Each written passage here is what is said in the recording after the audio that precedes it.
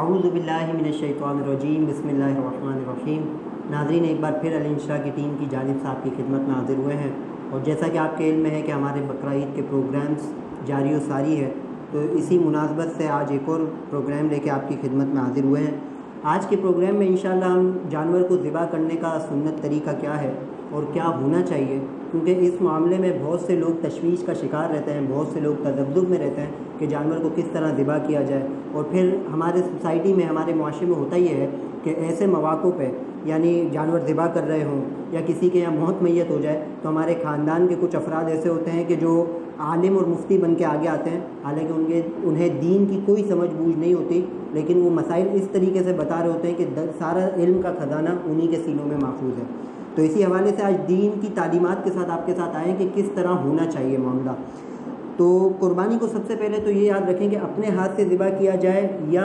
قصائی اس کو ذبح کرے، تو سنت طریقہ اور افضل تو یہی ہے کہ نبی کریم علیہ الصلوۃ والسلام سے ثابت ہے کہ حضور علیہ الصلوۃ والسلام نے اپنے قربانی کے جانور کو خود ذبح کیا۔ لیکن چونکہ اب ہمارے یہاں پر یہ ٹرینڈ نہیں ہے، ہم قصائی وغیرہ کو ڈھونڈتے ہیں اور کاروباری افراد ہیں یا جابز وغیرہ پہ جاتے ہیں، اس پیشے سے دور دور تک کوئی تعلق نہیں ہوتا، تو پھر اس معاملے میں یہی چاہیے کہ قصائی کو ڈھونڈیں اور کسی اچھے قصائی کو ڈھونڈیں، کیونکہ ہوتا یہ ہے کہ ہم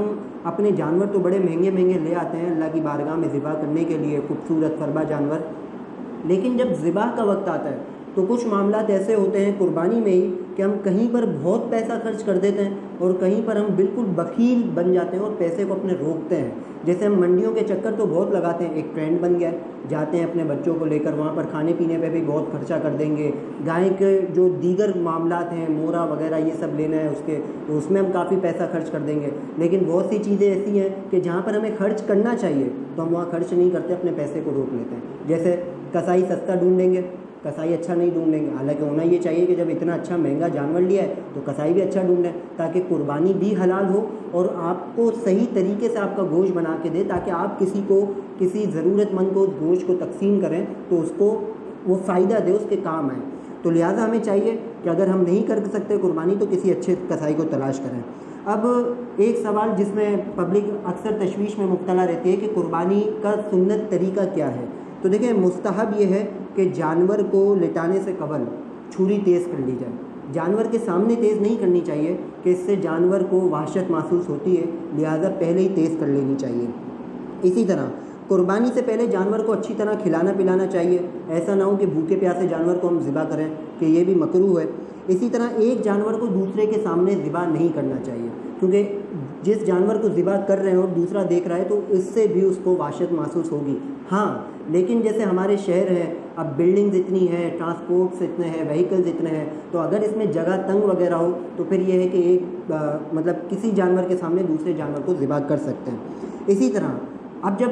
چھری وغیرہ تیز کر لی، اس کو کھلا پلا لیا، اب اس کو قربان گاہ کی طرف جب لائے ہیں جہاں ذبح کرنا ہے تو اس کو چاہیے کہ الٹی طرف یعنی لیفٹ ہینڈ سائڈ کو اس کو لٹائیں جانور کو، اور اس کا جو منہ ہے وہ قبلے کی جانب کریں، اور پھر سنت طریقہ یہ ہے کہ اس دعا کو پڑھا جائے، انی وجہت وجہی للذی فطر السماوات والارض حنیفا وما انا من المشرکین ان صلاتی ونسکی ومحیای ومماتی للہ رب العالمین لا شریک لہ وبذلک امرت وانا من المسلمین اللہم لک منک وبسم اللہ اللہ اکبر۔ یہ دعا پڑھنے کے ساتھ ہم اپنے قربانی کے جانور کو ذبح کریں۔ پھر قربانی چونکہ اکثر اوقات یہی ہوتا ہے کہ ہم اپنی طرف سے ذبح کر رہے ہوتے ہیں اور پھر کچھ حصے بچ جاتے ہیں تو اس کو اپنے بڑوں کے لیے، اپنے مرحومین کے لیے ایصال ثواب کرتے ہیں یا بزرگان دین کے لیے۔ تو جب قربانی کے جانور کو ذبح کر چکے ہیں تو پھر اس کے بعد علماء نے یہ دعا لکھی کہ اس دعا کو پڑھنا چاہیے، اللہم تقبل منی کما تقبلت من خلیلک ابراہیم علیہ الصلاۃ والسلام ومن حبیبک محمد صلی اللہ علیہ وسلم،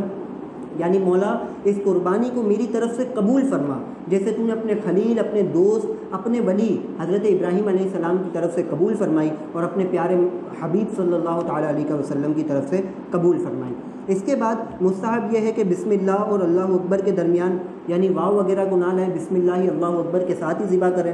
پھر ایک بات جو ضروری ہے جو مسئلہ وہ یہ کہ جب قصائی جانور کو ذبح کر رہا ہوتا ہے تو ہمارے یہاں ہوتا یہ ہے کہ یا تو قصائی ذبح کرتا ہے یا گھر کا کوئی فرد ذبح کرتا ہے، یا قصائی اور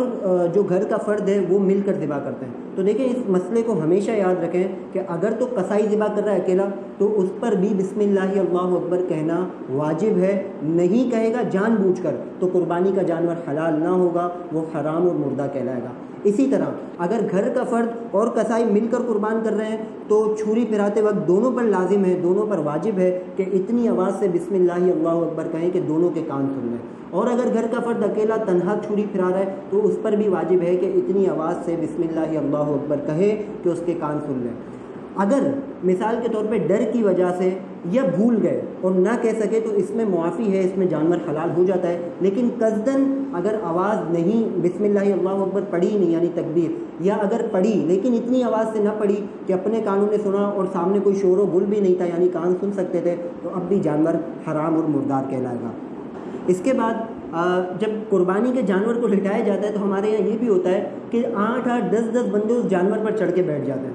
حالانکہ ایسا نہیں ہونا چاہیے، وہ بھی جانور ہے، اسے بھی تکلیف محسوس ہوتی ہے اور وہ ویسے اس پر وحشت کا ایک خوف کا ایک عالم ہوتا ہے، لیکن ہمارے یہاں یہ ہوتا ہے کہ 10-10 بندے چڑھ جاتے ہیں۔ حالانکہ سنت طریقہ جو یہ ہے کہ اپنا سیدھا گھٹنا اس کے پہلو پر رکھیں اور اسی طرح چھری اتنی تیز ہو کہ اس جانور کو فوراً اس کا گلا ذبح ہو جائے اور اسے زیادہ تکلیف نہ ہو، ورنہ ہمارے یہاں یہ بھی ہوتا ہے کہ جو موسمی کسائی ہوتے ہیں تو ان کی چھریاں وغیرہ اوزار اتنے تیز ہوتے نہیں ہیں اور وہ چھری پھراتے تو ہے لیکن جانور الگ تکلیف اور اذیت میں مبتلا ہوتا ہے، اور یہاں پر لوگوں کو الگ خوف و وحشت کا عالم ہوتا ہے کہ اگر مثال کے طور پر اس نے جھٹکا دیا جانور نے اور کھڑا ہو گیا تو پھر الگ معاملات کھڑے ہو سکتے ہیں۔ اسی طرح ہر وہ فعل کہ جس سے جانور کو تکلیف و اذیت پہنچ سکتی ہے اس فعل کا کرنا بھی مکروہ ہے۔ مثال کے طور پہ جانور کو ذبح کر دیا، ابھی وہ مکمل طور پہ ٹھنڈا نہیں ہوا، اس کی جان نہیں نکلی، اس کا خون پورا خون نکلا نہیں ہے، بہا نہیں ہے، ہمارے کسائی یہ کرنے لگتے ہیں کہ فوراً اس کی کھال نکالنے لگ جائیں گے، کھڑی چھری اس کو جو ہے وہ مار دیں گے، اسی طرح اس کے پاؤں وغیرہ جو ہے اپنے اوزار سے کاٹ ڈالیں گے، تو اس سے بھی جانور کو تکلیف ہوتی ہے کہ اس کا ابھی مکمل طور پہ وہ ذبح نہیں ہوا، اس کا خون بہا نہیں ہے۔ ہمارے یہ ہوتا ہے کہ کسائی حضرات جو ہیں وہ چونکہ پہلے دن میں 10-10 12-12 جانور کی بکنگ کر لیتے ہیں، ایک جانور کے ان کو اچھے خاصے پیسے ملتے ہیں، تو یہ کرتے ہیں کہ پہلا جانور ابھی تو گرایا نہیں ہے، وہ مکمل طور پر ٹھنڈا نہیں ہوا اور اپنے دوسرے جانور کی انہیں فکر ہوتی ہے، لہٰذا یہ نہ کریں۔ تھوڑے پیسے جو قربانی کرنے والے حضرات ہیں ان سے بھی گزارش ہے کہ تھوڑے پیسے زیادہ دے دیں، لیکن کسائی سے یہ لازمی یہ بات کہیں، یہ طے کریں کہ آپ جو ہے مطمئن اطمینان سے جو ہے ہمارے جانور کو ذبح کریں گے، اور مکمل طور پر جب تک جانور ہمارا پورا فارغ نہ ہو جائے گا، آپ گوشت ووش بنا کے فارغ نہ ہوں گے جب تک آپ کسی اور کے یہاں نہیں جائیں گے۔ آپ یہ بات پہلے کر لیں، اگرچہ اس میں کچھ پیسے آپ کے اوپر ہی جاتے ہیں۔ اب ذبح سے حلال ہونے کی کیا شرائط ہیں؟ تو اس کی بھی چند شرائط علماء نے بیان کی ہیں۔ پہلی یہ کہ ذبح کرنے والا یہ عاقل ہو، بالغ ہو، مسلمان ہو، یعنی مشرک سے، جیسے موسمی کسائی جو ہوتے ہیں تو ہمیں پتہ نہیں ہوتا کہ کوئی دیوداس بھی آ رہا ہے گائے کاٹنے اور ہم جو ہے اپنے اس میں لگے ہوتے ہیں، پیسے کم ہیں، موسمی کسائی ہے، ہر کوئی کسائی بنا ہوا ہوتا ہے، کسی کا پیشہ کچھ ہے، کوئی پلمبر ہے وہ بھی کسائی بنا ہوا ہے، کوئی کچھ ہے وہ بھی کسائی بنا ہوا ہے، تو لہٰذا یہ دیکھیں کہ مسلمان کسائی ہونا چاہیے، اور جو تکبیر کا میں نے مسئلہ بیان کیا وہ تکبیر بھی کہے، ایسا نہ ہو کہ پان گٹکا اس کے منہ میں ہو اور تکبیر وہ کہہ نہیں پا رہا۔ تو پہلی شرط یہ کہ ذبح کرنے والا عاقل، مسلمان اور بالغ ہو۔ اس میں یہ ہوتا ہے کہ بعض اوقات بچوں سے بھی ذبح کرواتے ہیں، تو پھر وہی بات ہے کہ اگر چھری پھیرتے وقت بسم اللہ اللہ اکبر نہیں پڑھا اور بچہ اتنا بڑا ہے، بالغ ہے اور اس نے نہیں پڑھا تو بھی قربانی کے جانور میں مسئلہ ہو جائے گا۔ ہاں اگر تو بچہ ایسا ہے کہ وہ سمجھ رکھتا ہے کہ قربانی کیا ہے، قربانی کے مفہوم کو سمجھتا ہے، وہ تکبیرات کے مسائل بھی اس کو بتا دیے گئے ہیں، تو پھر وہ چھری پھیر سکتا ہے۔ اسی طرح اللہ کے نام کے ساتھ ذبح کیا جائے، بسم اللہ اللہ اکبر کہنا افضل و اولیٰ ہے، لیکن اللہ کے اگر دیگر نام کو بھی شامل کر لیا جائے یا دیگر نام پڑھ لیے جائیں اللہ اکبر کی جگہ تو اس سے بھی قربانی صحیح ہو جائے گی، قربانی میں کوئی فرق نہیں پڑے گا۔ اسی طرح جس جانور کو ذبح کیا جائے تو وقت ذبح وہ زندہ ہو، ایسا نہ ہو کہ جانور مردار ہو۔ اسی لیے علماء نے اس کی ایک علامت یہ بھی بیان کی کہ جب جانور کو ذبح کیا جائے تو ذبح کرنے کے بعد جب اس کا خون نکل رہا ہو تو اس میں کوئی حرکت ہو، وہ اپنے ہاتھ پاؤں ہلائے، تو اس سے معلوم ہوتا ہے کہ وہ جانور زندہ تھا۔ اگر مردار ہوگا تو وہ بھی قربانی آپ کی رائگاں جائے گی۔ یہاں پر ایک مسئلہ بس یہ ہے کہ جیسے میں نے بیان کیا کہ ہر کوئی کسائی بنا ہوا ہوتا ہے، تو جون بھی آ سکتا ہے گائے کاٹنے، تو اب کتابی اور فاسق کا کیا مسئلہ ہے؟ تو دیکھیں آج کے دور میں عادل وغیرہ کو ڈھونڈنا تو بڑا مشکل ہے، اگر وہ مسلمان ہے اور اس کی داڑھی وغیرہ نہیں ہے تو ٹھیک ہے، اب کیا کریں، مجبوری ہے، اس کو بلا سکتے ہیں، وہ جانور کو ذبح بھی کر سکتا ہے۔ لیکن مثال کے طور پہ کوئی کتابی آ گیا تو اس میں علماء نے یہ لکھا ہے کہ آج کے دور کے کتابی چونکہ اپنے اصلی دین پر موجود نہیں ہے تو لہٰذا ان سے بھی جانور کو ذبح نہیں کروایا جائے گا۔ کوشش یہی کریں کہ اگرچہ فاسق ہو، بہتر تو یہ ہے کہ کوئی عادل اگر کوئی شخص ہو جو کہ بڑا مشکل ہے اسی کو ڈھونڈیں، اور بہت جیسے میں نے بیان کیا کہ مشکل ہے تو کسی مسلمان اگرچہ فاسق ہو اسی کو ڈھونڈیں، کتابی کی طرف نہیں جایا جائے گا کیونکہ وہ اپنے دین پر موجود نہیں ہے۔ اسی طرح بے نمازی وغیرہ بھی قربانی کر سکتا ہے ذبح، لیکن کروانی نہیں چاہیے، عادل کو ہی ڈھونڈنا چاہیے۔ اللہ کریم سے دعا ہے کہ ہمیں دین کو سیکھ کر اس پر عمل کرنے کی توفیق عطا فرمائے، آمین۔ وما علینا الا البلاغ المبین۔